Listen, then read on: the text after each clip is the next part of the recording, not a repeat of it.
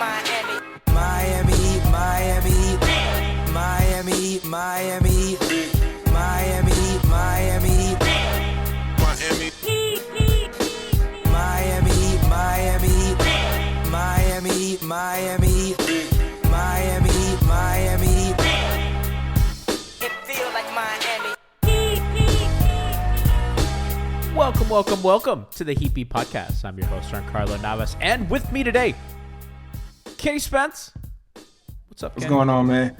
Still don't got the nickname. I know it's organic. It got to happen that way, but it's going to happen one day. It'll come. Bond still doesn't have one. Moose doesn't have one. Well, I guess, yeah, Moose kind of has one. Drip drop. But, you know, we're working on it. Chat says we need an intro video. Listen, chat, if you want to commission it for me, that'd be great. But, you know, we have a couple, you saw Mixed Bag, Tiffany Meek's new show. We have another little surprise coming for you guys, I think next week already. So, don't worry. We got some new stuff and, we're building out this platform, Miami Heat Beat, as we have for the last nine and a half years, Kenny. We're going, man. We out here. I've been listening for about half that time. So I said it before, but I said it again. It's kind of, it hasn't hit me that I'm on here now, but it's still cool. You realize we just talked shit. It was funny. I think the first day we added you to the chat, I think we were bickering. We're like, can you get used to this shit? Because that's how I forgot what it was about, but it'll happen sometimes. I'll be at work and then I'll check the chat and they're just throwing stuff at each other. We legit pick about the dumbest shit. Shades 50 says, Kenny, the new face of MHB programming, legit on every show. He's like you're like the Kevin Hart. Kevin Hart went through that period where he was on everything. Kevin Hart was in every movie, dog. The hustle. J Jock, yes, Tiff Show will be going on YouTube. I'll probably post it tonight. I was on vacation and I didn't have a chance and I didn't even design a thumbnail. So Tiff Show is going to be on the pod feed and on YouTube. So don't worry about that. You'll be able to catch her show on replay. I was a little slow. Listen, I was in Denver. I hit the slopes. And I'm still sore. We have a lot to talk about today. So, we have Markieff Morris returning. We have Victor Oladipo returning. Caleb Martin, Jimmy Butler kind of nicked up lately. But this is as close to full as they've been. So I don't know, Kenny. I just wanted to talk about, kind of some of the trends of this team kind of, from now until the end. So let's start with something that I think Leif pointed out on Twitter yesterday. And it's Gabe Vincent's shooting since All-Star break. So Gabe, having an amazing season. But post All-Star break is shooting about 34% from three, which is not really good. And he provides other things on offense. I think he's a much better passer. He's obviously, his pedigree as a defender is, we know what he does on that end. But, the shooting has taken a dip. Post All-Star break, these are like the big name shooters on what they're shooting. Caleb shooting 50%, which is really good. Tyler Herro, almost 47%. Max Strus, 45%. Duncan Robinson, about 39%. Pretty good on volume. And then we have the next highest is Gabe Vincent at 34%. So after that Duncan drop, you have Gabe, you have Kyle at 30, you have PJ Tucker at 26, Markieff Morris at 25, Victor Oladipo at 22, Jimmy Butler at 18. So there's a huge shooting gap between their really best guys and their not best guys. And a guy like Duncan is super feast or famine. It seems lately. So I just kind of want to focus on Gabe, who's kind of smack in the middle there. How patient should we be? And I think him not shooting well came at a weird time, because if he's not going to provide a threat of a shot and if he's not going to be defended as such, it's kind of difficult to play him over Depot when it counts. And I just think it's kind of an interesting development, because prior to Vic coming back, I would have said, man, how good does Vic have to be to take Gabe's spot in the rotation? Yeah, and so as far as the patience goes, I think we should be extremely patient. We got to keep in mind that during that time after the break and before Oladipo came back, Gabe was still shooting pretty well. I don't have the numbers in front of me, but I remember him shooting really well. And so that's pretty much what it is. He doesn't know at this point whether he's going to play or not. And while we do say, you need to stay ready at all times, whatever, the UD saying stay ready so you don't got to get ready, but it's a very difficult thing to do. And so I think once he has more of an idea of what he's going to do, because remember, last year and I believe the year before he was here also, it was difficult at times for the same reasons. He didn't have a role really. He would come in, play a ton of minutes, and some games he wouldn't play at all. And so I think, and with Oladipo kind of, if he continues to struggle getting acclimated, Gabe is going to creep in and get some of those minutes back. And so I think patience is going to work out in our favor and Gabe's favor as far as that goes. By the way, shout out to Shades Fitty. His daughter made the varsity soccer team as a freshman. We love our community here. Congratulations, sir. Congrats. That's a great accomplishment. I want to preach patience because I think guys like Gabe deserve it. And Kenny, I think oftentimes when people talk about kind of like who deserves playing time and who doesn't, I think there's a lot of factors that people don't really realize. Agents will call front offices and say, why is my guy not playing? Right? And they'll complain. And as a front office and as a coaching staff, you need to balance winning and good relationships, because if you have a shitty relationship with an agent, I think their history has shown agents will deter players from going to your organization, right? And it's, when at the end of the day, when money's similar and winning situations are both good, agents can really nudge players a certain way or not. So, shout out to Rich Paul. Yeah. Like there's a ton of examples, and I know with the Heat, agents have called the front office and been like, well, what gives, right? So that's one factor if you're a coach, right? Another factor is you want to reward guys who have been really good for you, and another thing is you want to give minutes to a guy that needs NBA practice to see what you got. I think Gabe's a known quantity for them. Well, I guess not. It's the shooting, but I think more of what you're going to get from Gabe than what you're going to get from Depot. Depot's a total unknown this season. It's hard to tell, right? And it's been, you haven't had enough time to really see how this has gone yet, because it's been a long time since he's played meaningful basketball, right? And he's had a lot of injuries and stuff like that, and he started to kind of round into shape last year. So it's come at a weird time, and I think Gabe's going to get his minutes, Kenny, because Caleb and Jimmy keep missing time. One of the two, I feel like they never fucking play the same game. It's crazy. Yeah. They alternate. And Gabe usually fills in for that guy, and then they go a little smaller. So I know that those lineups aren't good, and I know you guys talked about it in Hangover Time last night. That starting lineup is like minus 30. The Gabe, Duncan, Kyle, Bam, and PJ. Minus 30 per 100. So it's not good, and I kind of feel like it sometimes puts Gabe in like a shitty position to succeed. You know what I mean? So I don't really know. It's kind of a weird. I don't know what the right answer is, because they also have a ton of guards. Well, you're gonna squeeze Max out when he's shooting this well, I wonder if they would try starting Max next to so Kyle's back. So maybe Kyle. No, you probably can't have Max and Duncan starting. I don't know. That's tough. That's the thing, because everyone's like, well, don't start Gabe, and then it's like, well, like, you're going to lose a little bit defensively. So maybe Depot's the guy to start, and you just keep his minutes. But again, you're really going to throw him into starters, the Lions den? Yeah, or maybe not necessarily. He doesn't have to play starters minutes. He can still get his 15, but maybe start him out on the floor, see how he looks with them. Yeah, and just see what happens. Yeah. Heat Burner says Duncan is the one that needs to get squeezed. The Duncan that's not happening.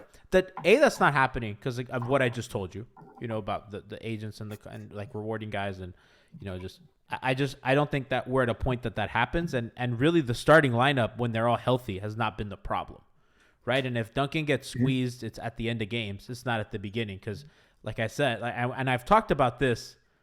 I've talked about this a ton. That starting lineup is really fucking good. Their defense is incredible. I'm going to pull up the numbers.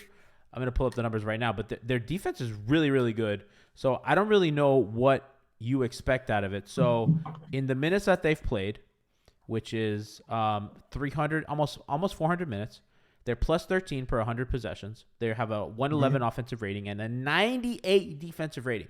They're fucking crushing teams defensively. And that's not even shooting well from three yet. They're only shooting 32%. So Duncan's not the guy getting squeezed from that, and I know that they trust that lineup. Yeah, and not because I'm getting better at not going at people or seeming like I'm going at people, because I'm typically not. But not to accuse the commenter of anything, but we have to start looking at things through a wider lens. So Duncan played bad last night, sure, but you just said, G, since All-Star break, he's 30. I think he's actually 39.8%, if I'm not mistaken, from three. 38.6. 38.6. But still, that's great. Especially with the other people you mentioned, they need Duncan out there if he's shooting well. And he's shooting almost six attempts, a tick above 6 attempts. So it's off volume. Yeah, and so he's been playing well, and we have to let that second season go at some point. We understand it was historic, but it was historic for a reason. He's not gonna come out and shoot 45%. He had a really good year last year too. Let's not forget that either. He started off slow, but he really came back to that. So he's a good shooter. He's good on movement, and I think, late in games, I understand why he doesn't play sometimes. Because you want more ball handling, but the misdirection, he does a lot of things other than shoot the ball, right? And yeah, especially lately. We've seen one of these games recently, he didn't score, but he had 7 assists. He's really figuring that stuff out. That was a Brooklyn game, right? Believe so. Yeah.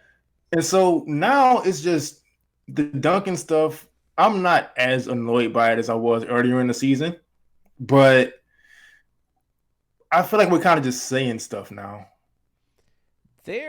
I think the Duncan thing's interesting because, and just the shooting stuff in general, because they're a team that I think none of us are super comfortable with their offense at times, right? And we see how it is. The Heat are the number 1 3-point shooting team in the league. That's insane. They're 37% 3-point shooting team. They're higher than the Bulls, the Hawks, the Bucks, the Clippers, the Suns, the Warriors, the Jazz, the Hornets, the Sixers, the Nets. Like everybody, they're the best shooting team in the league, right? It's insane. And, Duncan's shooting 37, 39% almost, on high volume. So, guys like him, guys like Strus, and Duncan plays more minutes than Strus. Strus plays about 19 and about 20. And then Duncan plays, about 22. So, they play similar amount. Duncan plays a little more. They get different. Max is different as well. Max gives you a little more athleticism and rim pressure. Duncan gives you some more. Duncan's a much better screener and a much better mover, a better passer. So they give different things, right? So there's a place for them. I do think that when push comes to shove, they're going to play Duncan more. And if Caleb's healthy and Jimmy's healthy and Victor's healthy and Keith is healthy, I think Max is going to get squeezed a little bit. And then the question becomes, is Gabe playing well enough to squeeze Vic? And I think if they're at their best, the answer to that should be no. I think if So I think that's unfortunate, and I just think they're kind of guard heavy because I just don't think that they're just gonna say, all right, Duncan, sit. We're gonna play Gabe instead of you. And they don't. When all those guys are healthy, they don't need another ball handler who can spot up and defend. Right? They need the movement and the shooting who kind of connect all these pieces. Yeah. And it's simple as Gabe is small. And it's unfortunate. It's great of a defender as he is. He's 6'2", 6'1", maybe. So if he's matched up every night with 6'6" and 6'7" guys, and then teams are forcing switches, and if you've noticed, it's him getting stuck in the post against these bigs. And so teams are hunting him in that sense. It's not always hunt the slow guy and blow by him. They're getting him in the post too. And so that's just it's not a knock on Gabe. It's just the way things are going right now. And so if somebody is going to get squeezed out, it's probably going to be him. But no, I think it'll be Max first. And they'll just see how Duncan is playing. You saw yesterday Duncan wasn't playing well. They pulled him and just tried Max out and it worked. So I think Max is probably going to be more TBD. Yes. Like within the game. And Gabe, he'll get a shot, but they kind of have to pull him quicker when he's getting hunted into the post. Kenny, it's interesting because I think this is a very unique SPO team where they're so deep, right? Any of these guys could be in the rotation, and I think we'd feel good about it. It's just a matter of who's the best for the situation because they're all good players, and I think they'd be in a playoff rotation for most. I mean, the Bucks would take any of these guys. The Nets would take any of these guys. The Sixers, all these good teams. Maybe the Celtics, because the Celtics are pretty deep too, and they're deep in the same positions that Miami is. Other than them, I mean, any of these teams would be very happy to have any of these players, right? Some of them would even start. So it's an interesting SPO team, and I think it might kind of play out like the bubble where he goes to certain players at certain times. Like Olynyk didn't play a ton in the Celtics series, but did more in the Lakers series and then did more in the Bucks series. And he just, because the Celtics went a lot smaller, they tried to space, they were quick, they were switchy, and they could attack stuff a lot. They could hunt matchups a lot better. And I think we may see some of that. I think we may see kind of them go with some more shooting on the floor in certain series. I think in a Buck series, I think you could see Max a little more just because they want to have more shooting against the drop, and they want to have guys that are a little bit more athletic. And against a team like the Celtics, they might not want Max because he's not a good positional defender. I think he's good at taking charges and stuff like that, but he does get beat off the bounce pretty quick, and I think the Celtics have too many guys. So I think that's going to be the kind of way that Spo plays the rotation. Gabe might get some more run in a Celtics series because they're not super big. They have a lot of wings, and they want to switch, double, and recover anyway, right? And they want to be in rotation and scramble because that's where they're good. So I kind of think that's how that's going to play out.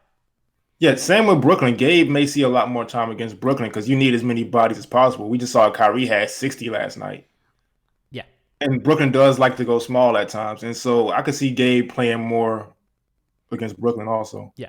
I think that'd be the move too. And like somebody in chat earlier said, like, who's going to guard Kyrie? They're going to do it by committee, right? Going to be some Caleb, some Jimmy, some Kyle, some Gabe, some Depot.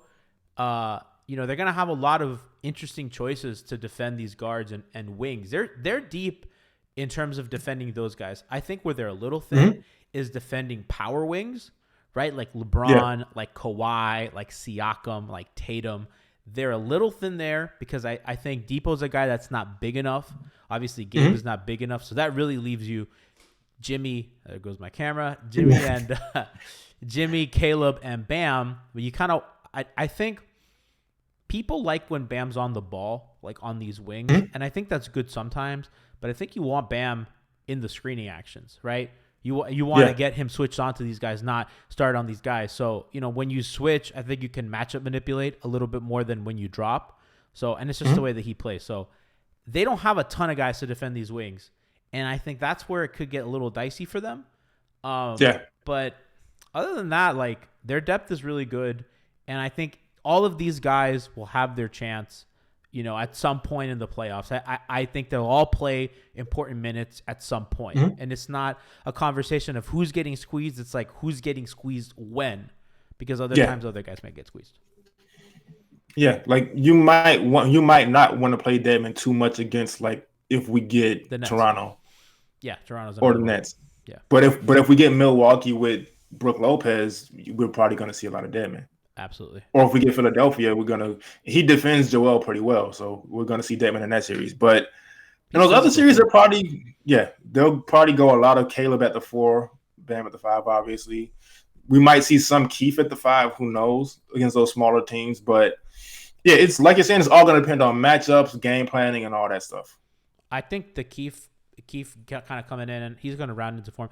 I don't think he looks bad. I think he looks pretty sharp, considering kind of getting the mid-range going, and I like that kind of element that he added. That's typically a soft spot in defenses, especially with the way the Heat want to get to mid-range off the dribble. If they do with Tyler and Jimmy, or out of the post, not really out of spot-ups. So kind of it's a little bit of a shift on how teams defend. Miami ran an action. I wish I had the play. Ron Rothstein talked about it too, and I thought it was funny that he didn't point this out. It was at halftime, and where it's Duncan is curling, right? Jimmy has the ball, he's going downhill, and Keith kind of screens and pops, like he screens low and pops. And Duncan's also he's in the corner, and Duncan's relocating to that corner. And as I'm watching the play, I have it on mute, so I have no idea who the ball is going to. I'm paying attention to Duncan, thinking he's gonna run off the Keith screen, and Keith is the one that gets it and has an open shot. Because Duncan's kind of running to that corner. That's a fire drill for the guy coming out of the screen and the guy chasing Duncan. So you get cool stuff like that when you have guys like popping out from mid-range that I think is pretty interesting. Yeah, Keith, like I've said a bunch of times already, he adds another wrinkle to the offense that teams really haven't had time to game plan for. Like you said, they're going to blitz Duncan wherever he is, no matter what. And then you also have to worry about Bam at the basket. And so that's already difficult to decide. And so now let's say, for example, Bam, Markieff, and Duncan are on the floor.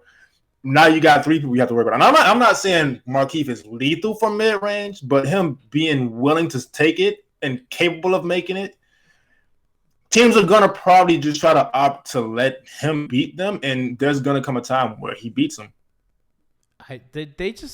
they have a lot of diversification to what they do. And I know that sometimes the offense looks gummy and stinky, and it does. And I think that's just a result of they just don't get, and this has been the case since last season, they just don't get enough rim pressure. And their rim pressure, I think, is super determined by the amount of threes that they get. And I think the one thing I was wrong about, and I probably underestimated, was Kyle's decline in getting to the rim. Now his finishing is really, really good this year, but the kind of the rate in which he gets to the rim I thought would be a little bit higher. So that's the one area where they just don't have enough downhill juice to make everything work all the time. But, you know, if Jimmy's right and if Bam is good, I think they can squeeze just enough. And that is really the problem with their half-court offense, because when teams switch a ton, right, and when their shooters can't really hit, you know, what can you do to manufacture points? And it's kind of, can you take guys off the dribble and get to the basket? And the answer a lot of times, I would say 50-50 is yes. Yes or no, right? And I just don't think that that's a high enough rate that can make you feel good about it. Somebody's like, Tyler gets to the rim. Tyler gets to the rim when he has a matchup advantage. Tyler doesn't get to the rim when he gets a wing switched onto him. And that's going to be, listen, that's why late in games, their offense is tough. And you saw in the Minnesota game, it was a lot of floaters. It was a lot of, you know what I mean, push shots, because that's what you can get off bigger guys, because he's small, right? And, you know, he's a very crafty player, and he's has a really tight dribble, and he can get to the pull-up. But, you know, at the end of the day, he's, you know, if a guy is bigger than him and long, that's gonna cause problems. So those are just my concerns with their offense late. But I just think they're gonna have enough. They're good enough shooting team, and I think that, you know, I maybe I'm foolish, but I just really trust Jimmy to match up bust some switches. But I also think that's why I want to see Oladipo a little more, because he has shown an ability to get those paint touches and make the right play. Like I've mentioned, I'm on so many shows, I don't remember which one, but I did mention, like now, once Oladipo's back in rhythm, because he visibly is just not used to playing still. But once he is, he's going to be able to have Bam in that dunker spot at times and just simplify things for him also. Like we've seen, it's sometimes going to be Oladipo getting into the paint and hitting Markieff on those mid-range jumpers. And so I think that's what they're hoping for with him, and that is a wrinkle that he brings to the offense, but it's just going to take some more reps. They just don't have a ton of guys that can draw help. Yeah. Like off penetration. And I think that's the issue. Like sometimes like they'll get like a guy like Sneaky Cut or whatever, but I think just in general, they just don't really draw that kind of attention. So if you're not scaring a dude to help off a shooter, you're not, because they don't play inside out a lot. And I think that's the issue, right? And they, you know, it's been a while, because usually that corner, they like a guy on the corner, whether it's relocating or just parked there, whether it's Ariza, Jay Crowder, or PJ, when they attempted with Mo Harkless and Olynyk. So that's kind of how they play. But for it to work, they either need to beat their man and get to the rim and force that help, or they need that rotation to come so they can kick it out to the shooters and get movement. If not, it's a revolving door of dribble handoffs, right? It's like, okay, you hand off to pivot and then blah, blah, blah. And then, you know, I think we've talked enough about Duncan, Jimmy, and Bam's struggle with size. I think on offense, I think that's pretty noted, and I think we've talked about that enough. But, you know, the way you beat that is, you know, kind of swing the ball. If Jimmy has size on him, you know, he screens for Lowry or he screens for Tyler. And, you know, if they force a switch, you know, you try to beat that. You know, you try to pull it out and either get a nice pull up, or, you know, because they're going to give you some cushion, or you kind of beat those guys to the rim. So that's where they are. I understand. I know that their half-court offense numbers are good. I do think that we got to stop pretending that the half-court offense is like totally fine, because it's not. Yeah, it is. It is fool's gold in a sense. I think they can like burst for like a fucking ton of points because they have so many good shooters. But I just think in the aggregate and late, it's just concerning, and we see how gummy it gets. Yeah, but I wonder why, because there are a few possessions in the game, maybe 3 or 4, where they'll force a smaller guy to switch on to Jimmy in the post. And Jimmy, Jimmy right now is the team's best post player. I'm not sure why they don't go to that more often, because they don't necessarily need to go downhill to get into the paint and draw help. Getting downhill is not working. So I'm not sure why they don't do that more often.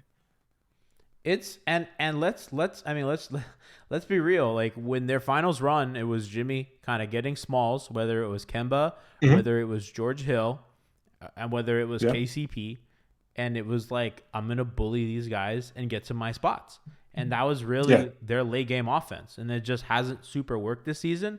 But I mean, that is a formula that I think they believe in, for better or for worse, and I don't really see many solutions other than going to that. Yeah, I'm hoping to see him more because there are, like I said, they'll do it a couple times and maybe he'll miss the shot or something and they'll just run away from it at times. Bam is not super good in the post, 63rd percentile on the year, 0.98 points per possession. No bueno. That's not what you want to see. It's tough. I mean, Jimmy's been a lot better than he is. I'm trying to pull up Jimmy's numbers. Jimmy's in the 75th percentile, getting about a 1.03 points per possession in the post. About 13% of his possessions come from them. So he's doing pretty good there. And I think that's still, that number has gone down in this year, but it's something that you like. Yeah. And I do want to give Bam some leeway. He's just, to the audience out there, Bam's just never had to get good in the post. He's just this freak athlete. No, he's had at this point in the NBA, but just coming up, and he wasn't really asked to. They probably should have tried that out a little more earlier in his career, but that's something he has to work on in the offseason. As of right now, I don't really want the Heat trying that too much, even though lately he's seems to be fine. I don't know the numbers, but he's past couple of games he's gotten into the post and gotten some stuff done. They're really going to that early seal, right? And they're just really trying to get that going for him, which I mean, I think he has success in that, and I think in early offense that's good. I don't like when they're 14 on the clock and then he gets a post up. Unless he's drawing a double, which he never does, I just don't think that's a winning play for the Heat. Because if he draws a double, that's a win because he's a really good passer. And I think teams are like, fuck it, you try to score, I dare you. And that's the math just doesn't. You're getting under a point per possession. The math will just not work in your favor. And by the way, most of those Bam post-ups are against small dudes. You know what I mean? He's not posting up Gobert or some shit, right? It's always OG or somebody on a switch, and he's just not. He's not getting the juice that he needs. Let's talk about one of my favorite trends of the season early, and let's kind of check in on it because I think it's kind of fun to do these things. Dedmon hasn't been good since the baby. Mechanic hasn't looked good, and I was kind of curious as to Tyler and Dedmon's numbers. It's still positive on the year. They're +5. It was like +12 earlier, right? Early in the season, they were fucking crushing, right? Tyler Dedmon were crushing dudes. That part's interesting. That has really taken a hit. Tyler's the numbers are better when he's without Dedmon. Because before Dedmon used to be better than the encore numbers was better than Bam. So that has really taken a step. It's still positive though. I think people should take that into consideration because I see a lot of mechanic slander. Jimmy and Dedmon is also really interesting. They're +9. That was like +11 before. Still really good.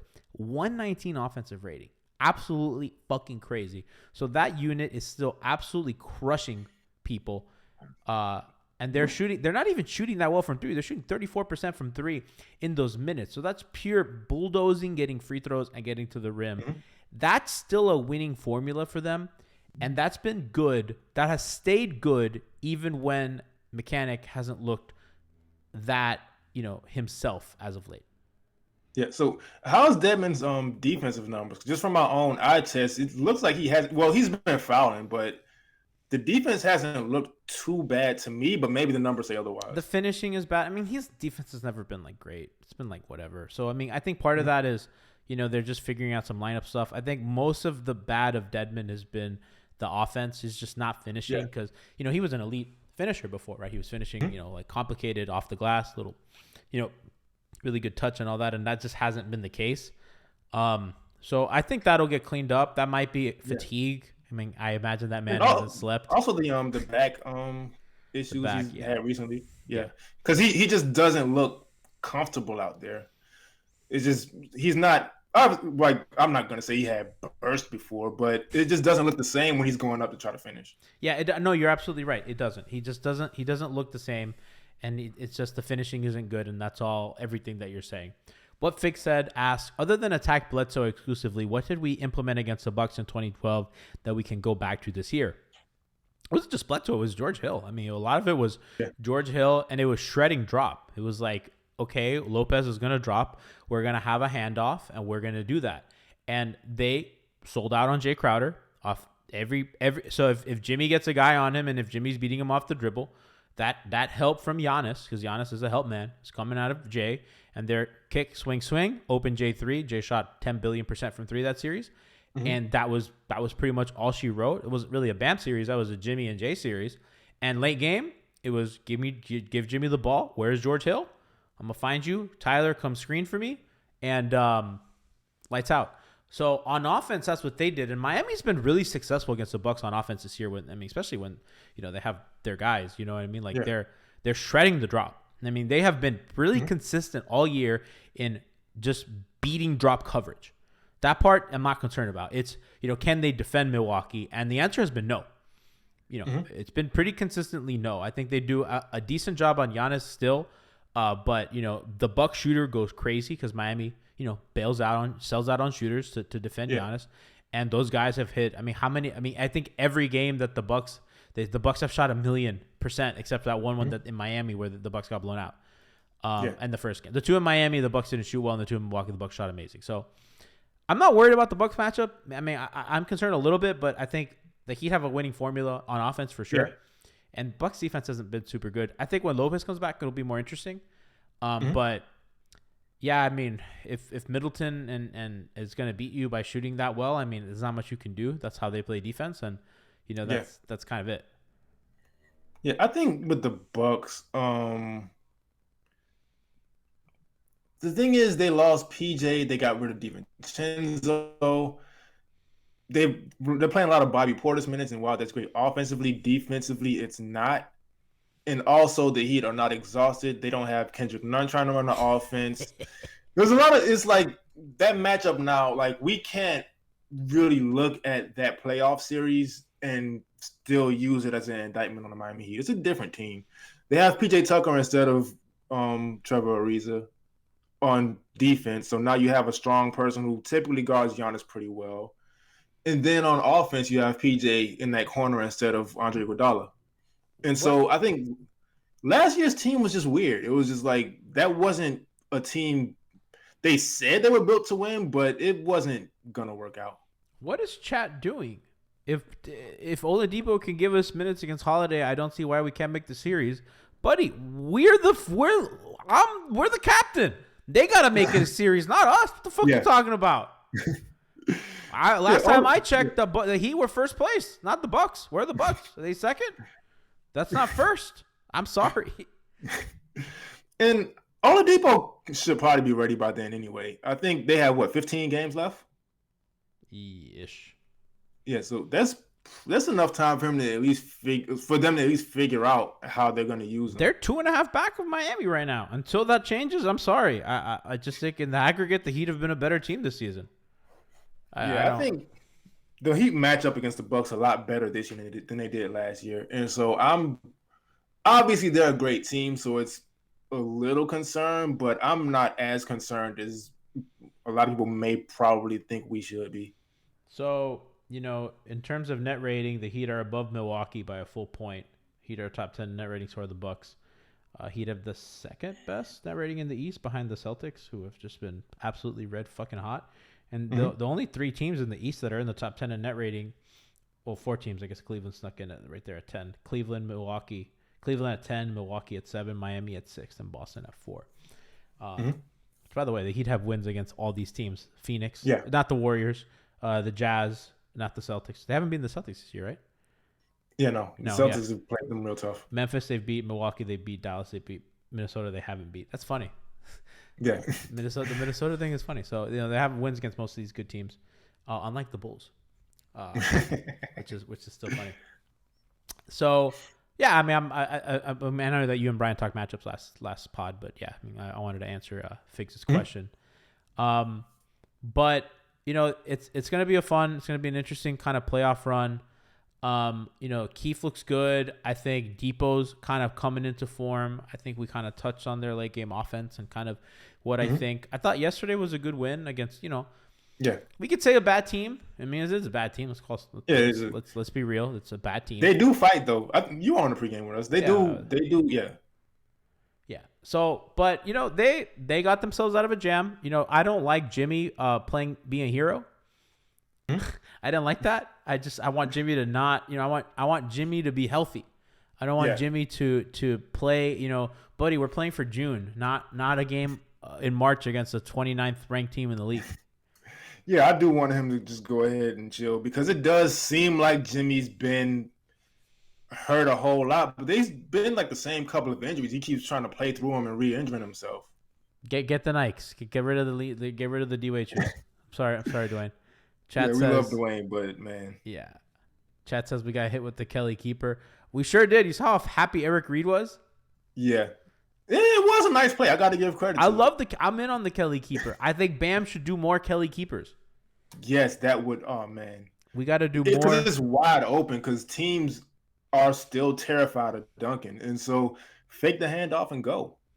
And that's something that they can do if they do kind of, and I tweeted this the other day with those empty corner sets. And if they kind of bring, if they have the screening actions behind Bam, for the handoff and the keeper, then that one man to help is either behind him or that other side is empty, right? So if they vacate the weak side, that help has to come from behind, and that's a foul, right? So they could do.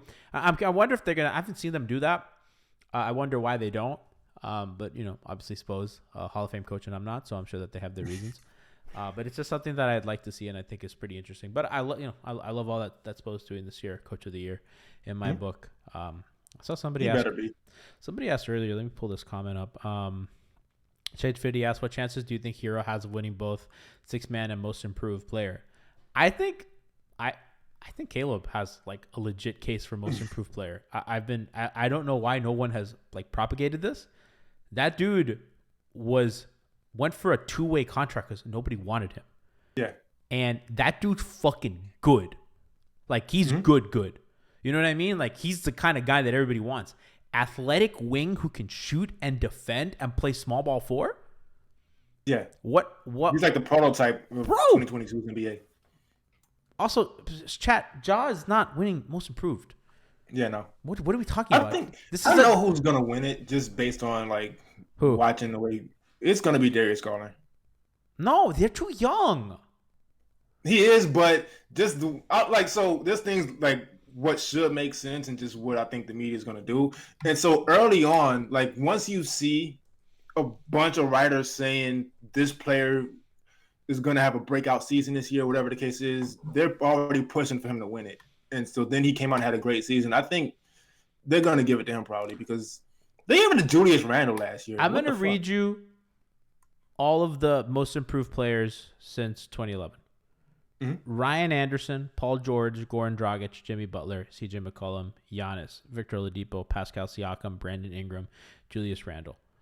Guys like Siakam and CJ were not like, that was a pretty big jump. It wasn't like, that wasn't trajectory. That was, whoa. You know what I mean? You guys went from like, oh, sneaky kind of interesting player to holy shit, you're like legit, like all-star, like kind of there. Paul George, that was probably one of the only ones that was like trajectory. And Giannis took a huge leap, right? It's not like a steady. I mean, Ja was really good last year, right? Like no one's surprised that Ja is a really good player again. And Randall obviously last year, So again, maybe I don't think Caleb will win the award. I don't really think Tyler has a case for that reason as well. I mean, Tyler's in his third year. This is what you're supposed to do. You know what I mean? Sophomore slump, and then you have a bounce back third year. So that's kind of how that rolls. So, Sixth Man is a lock though. And I know like people were mad at like the Kevin Love stuff, but they just had to throw another candidate there because to like try to make things interesting. But Tyler's a lock for Sixth Man of the Year. While we're here, let's read the last 6 men since 2011. Lamar Odom, James Harden, J.R. Smith, Jamal Crawford, Lou Williams, Jamal Crawford, Eric Gordon, Lou Williams, Trez, Jordan Clarkson. Interesting. Let's go back. Let's go all the way back to 2004. it's so many shooting guards. Ben Gordon, shooting guard. Mike Miller, shooting guard. Barbosa, shooting guard. Ginobili, shooting guard. Jason Terry, shooting guard. Jamal Crawford, shooting guard. Odom, forward. James Harden, shooting guard. J.R. Smith, shooting guard. Jamal Crawford, shooting guard. Lou Williams, shooting guard. Jamal Crawford, shooting guard. Eric Gordon, shooting guard. Lou Williams, shooting guard. Lou Williams, shooting guard. Trez, center. Jordan Clarkson, shooting guard. Yeah. What a trend. Hey, Kenny, what position does Tyler Herro play? Shooting guard. Interesting. Much to think about. Yeah, and on top of that, so aside from Lamar Odom, all those guys are just people who come off the bench and chuck and just score as much as possible. And so, well, him and Trez not a chucker. Yeah, not a chucker, but he was there to come off the bench and score. I think he averaged like 18 a game. Energy guy. Yeah, but it's going to Tyler. It would be a complete outrage, even if I weren't a Heat fan, if it goes to Tyler. But I think I saw this morning he's averaging more points per game off the bench than I want to say Jamal Crawford and Lou Williams have ever averaged. If I'm not mistaken, it was some crazy. I don't know. I know Jamal Crawford for sure. There was another guy. I think it was Lou Williams, but I'm not 100%. You know, it's funny because my comp for Tyler was Lou Williams, and it's always been. So Lou Williams' career high in scoring is 22.6.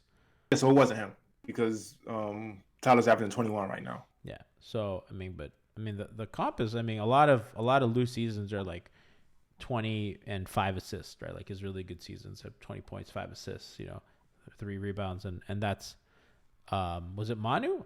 There's no way Manu didn't average more than 21 points again.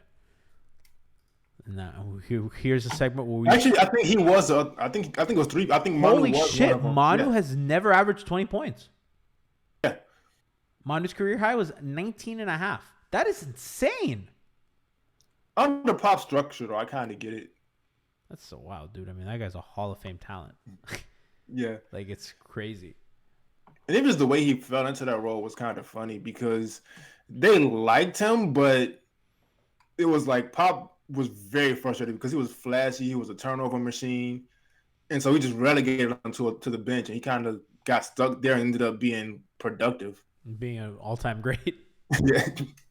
That was with the hair, and he became wise when he got the bald spot.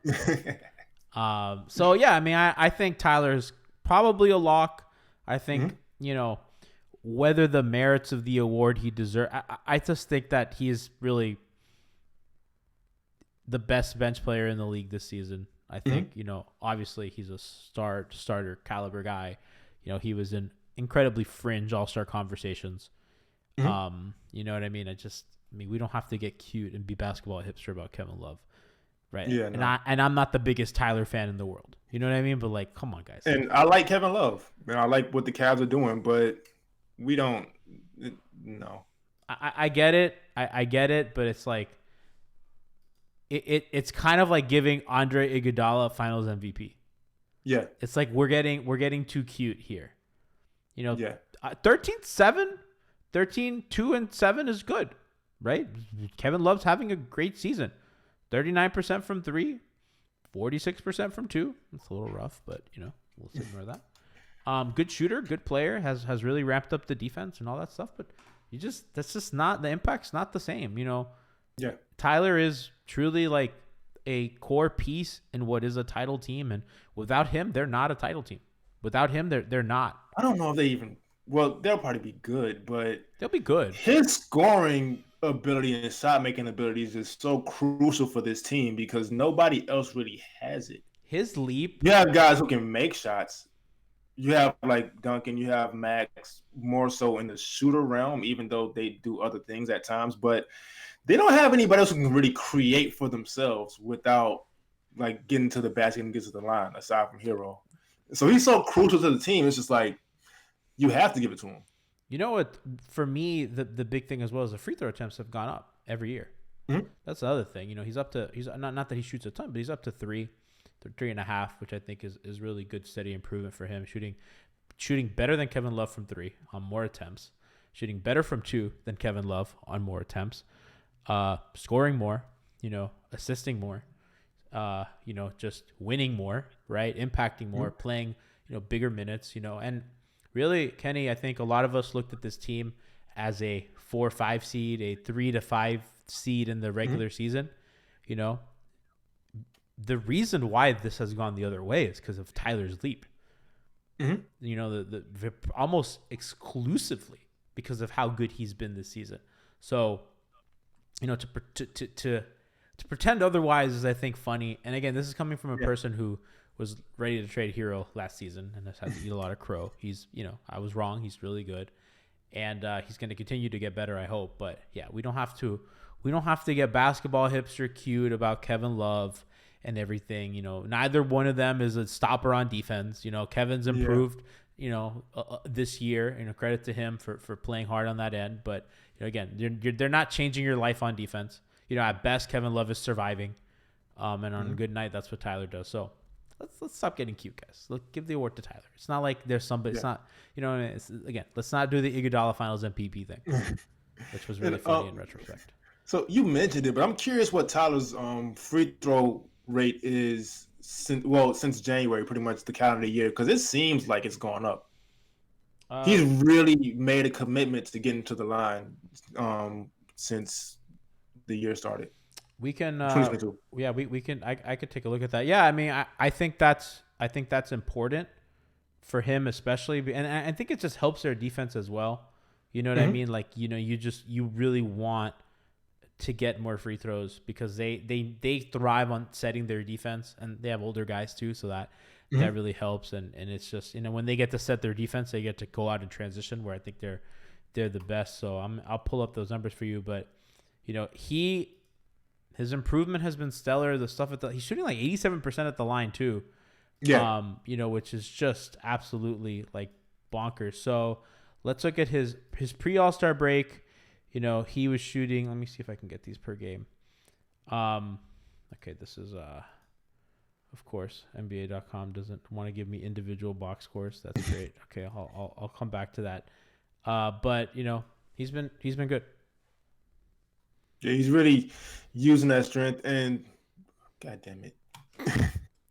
Okay, I have free throw attempts by month. Yeah. Okay. It's been pretty. I mean, March has been at 5, but that's probably inflated by yesterday. But it's been pretty. It's been 3.3, 2.3, 3.3, 3.6, 3.7. So, not really any upward tick that I think statistically matters. So, well, I don't know. What Fig says, well, I guess Lou and Jamal were great too, but still, K-Love was the guy in mini. Imagine being a franchise player years ago in Minnesota than being in the race for 6th Man of the Year. That's not fair. Yeah, come on, man. That's not fair. Guy won a title. Be nice. Yeah, and I mean, being a man in Minnesota, He was probably good. not worth it. He was good. He was have some great. goddamn. He was on his way to the Hall of Fame, I think so. He is going to the Hall of Fame. Well, maybe. Dog, they're putting people on my timeline are putting Shawn Marion in the Hall of Fame. Like, Shawn Marion's a Hall of Famer. You think they're not going to put Kevin Love? Come on, man. That one's the one that bothers me. The Marion Hall of Famer thing just fucking drives me crazy. Yeah, what did that look like in the Hall of Fame? I know this is not Suns beat, but like if Shawn Marion played today, absolutely, just the stuff he was able to do. But he was just too ahead of his time. The stuff he did, like I don't agree. No, that shot's getting blocked more today. He shoots like a fucking weirdo. Oh, yeah, the shot, yeah. But I mean, as far as the defense stuff, being able to go small, oh, wow, Justice Winslow, you're so special. He's not special. God, I don't like him. I erased his Heat days from my memory. Yeah, that was a disappointment. Yeah, he was just a precursor to get Jermaine O'Neal, who was better than him here. I mean, what fucking bizarre twist of fate. Shawn Marion beat Justice Winslow with a shot getting blocked every second. Fuck out of here. Mavs fans gotta stop. You guys gotta stop letting Mavs fans run a narrative, because all they do is say the refs are cheaters. Dirk is the greatest thing ever. Luka's the most deserving player ever, and Shawn Marion's a Hall of Famer, and Mark Cuban's a good person. You gotta stop letting these people control the narrative. Oh, I love Son Shawn Marion. I don't really care for any. I don't like Son Shawn Marion. I don't like any Shawn Marion. I'm anti Shawn Marion in every sense. The only son I liked was Steve Nash and Amar'e, and Amari's canceled now. So, but what did Amar'e do? I forgot. I think he did some homophobia. Oh yeah, it's hard to keep track. I just knew that he was canceled. I'm pretty sure it was homophobia, but I don't remember. So we got. And I was so happy when they got Amar'e. Yeah, he is one of the Black Israelite type dudes who like stand on the corner with the robes and like yell at people about. That's his religion. So remember when he did the wine bath? The wine bath was weird. The breaking his hand on the fire extinguisher. That was funny. He's lived a life. That was the fire extinguisher was funny. He's lived a life for sure. He was supposed to be an Uncut Gems, but he didn't want to cut his hair. Are you serious? Yeah. Because it was in New York. It was supposed to be the Knicks. It was supposed to be him at that time, but he didn't want to cut his hair, so they chose KG. That's so funny. People that like don't know about basketball, they're like, I love Uncut Gems. I was like, you know how that ends? They go, what? I go, the Heat win the fucking title. That's how that ends. I will say though, that movie was fun to see in theaters, but it's really not a good movie. I watched it again. Whoa, that's a hot take. Stream beat. Yeah, it's not, because like you said, like how the game ends first of all, and then like when the element of surprise is gone, I'm not gonna give the spoiler, but when the element of surprise is gone, it's not. I hear it's the most anxiety-inducing thing on earth. It is. Yeah, Ismac Pro says he fell asleep halfway through. I have a hot take here. I don't like movies. I don't like film as a medium. I'm not a movie guy. I like television shows. I like the long format of building a character. I don't like film because film, I like character stories, and I think oftentimes films don't tell good character stories unless they're like film series, right? So it's like, Kenny, like when you watch a movie, right? Do you know the guy's name in Uncut Gems? You say Adam Sandler's character, right? Because to you, it's just Adam Sandler. You don't even know the fucking guy's name. How are you supposed to establish a character when you don't even fucking know his name? Because that's how films are, right? What's the guy in fucking Titanic? Everyone goes Leo, right? They call him Leonardo DiCaprio. Because to them, it's like, and that's a fucking famous movie. Yeah. I'm the opposite way, though. Shows are just so much of a commitment. There's so many shows I haven't seen. Succession, like a girl showed me Succession, but I wasn't trying to focus on the show at the time. I'm not going to get into that story. Righteous Gemstones I heard is good. I'm supposed to get on that. It's just a commitment to. I think that's why films are popular, because it's kind of like the NFL. It's minimal commitment. Unlike the NBA quick. And baseball. Yeah, you can drop in and out sometimes. You can they'll recap it at some point, whatever you missed. Just give me an hour there in like 90 minutes. I like some movies. I like when a movie's really, really good. It's really, really fucking good. But I just tend to gravitate toward shows more. I always have. It's just I like character stories, and some films are incredible works of art or whatever. But that's just whatever. Mm-hmm. Anti-film, anti-Celtics, anti-Kevin Garnett. Last thing, you saw how Ray Allen. I think Ray Allen made up with these people. Yeah, I didn't like that.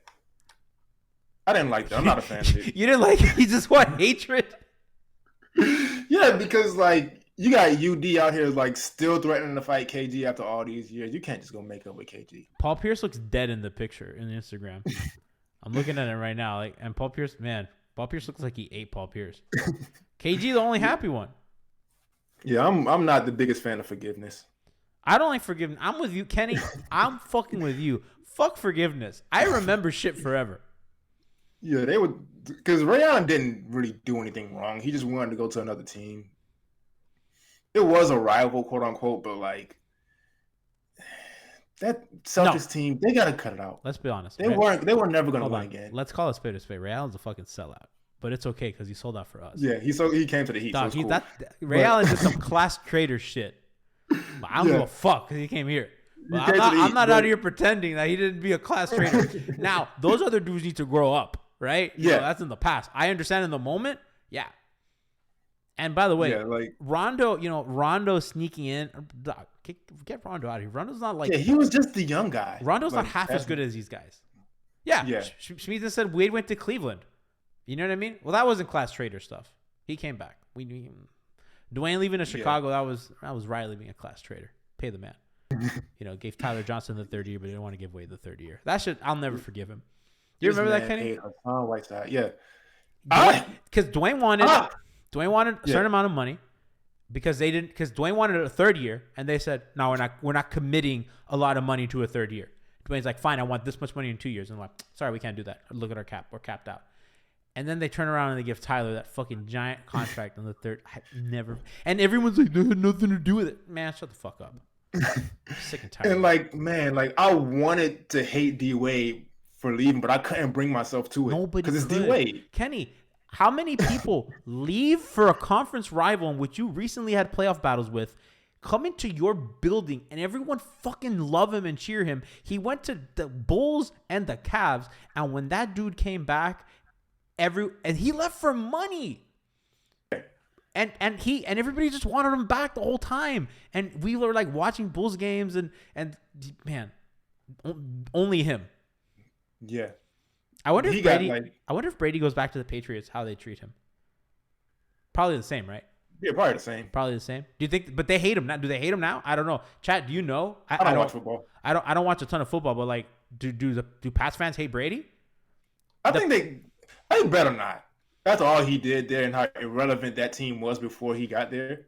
They better not hate him. J-Jock says, I boycotted the Heat the next season. I was so mad at Pat. My mom only just recently started watching Heat games. She was so mad at Pat and the organization. She thought that was fucked up. She thought that was like so fucked up. What Fig says Pats fans don't really hate Brady. That's interesting. Yeah. Like I'm saying, they better not. That's all he did for them. I can never say Schmellisberg's name. From the FTX commercial, yes, they would accept him back. At least that bartender. I like that commercial. Brady's kind of weird in that commercial. He's awkward. Yeah, he's a weird guy in general, I think. Pats fans still claim Brady. Yeah, I mean, I imagine. I wonder if it's kind of same kind of love, because like D-Wade walks on water here. Like, yeah, Kenny. I've said this a bunch. Never in my life, and I think we're coming up on the anniversary of that game. His last game in Miami, the Heat told everyone game starts at 7:30, right? Or they changed the time, and they announced a time change to make sure that people were there on time. It was raining that day, and there was a train broken on Northwest 8th Street. This is a fucking train parked, and I had to go around this fucking train, that street. When I walked into that building, everyone was fucking in their seats. They told us because they thought we were going to be late. That man made Miami on time with a broken train and rain. And is that not love? So, and to add context, because I know we have viewers in different cities and different countries who've never been to Heat games. For you to find parking over there, it's like, because that Bayside parking garage is the worst parking garage in the world. Can't even get in. You can't get in, and the parking spots are half the size of what a parking spot's supposed to be. So nobody's parked correctly. So even if you think you have a spot, you have to go up 3 more floors to maybe have a spot. And every cube in here has an F-150, so you know what I mean? Yeah. So that takes up a spot and a half. It sucks. Parking at the arena sucks, and then you get there and the security's wasting their time. I miss like that James Johnson dunk on Oladipo, which we don't have to speak about anymore because Oladipo's with the Heat now. But I miss that waiting on security to stop bullshitting. Do you know when I went to the game against I went to Depot Day, and I picked the wrong line behind like 4 women with purses. That shit took for fucking ever. I'm like, bro, if they're gonna shank me, fine, let them. I just want to get in the building. Like if they have a knife, I'll take responsibility. They can stab me. Let's go. Like I got Depot Day to cover. I want to, there was a guy in the crowd said, "Hurry up, I need to see the caboose." I think he meant Lowry. It was either Lowry or the Golden Oldies. It has to be Lowry. Lowry got that wagon on him.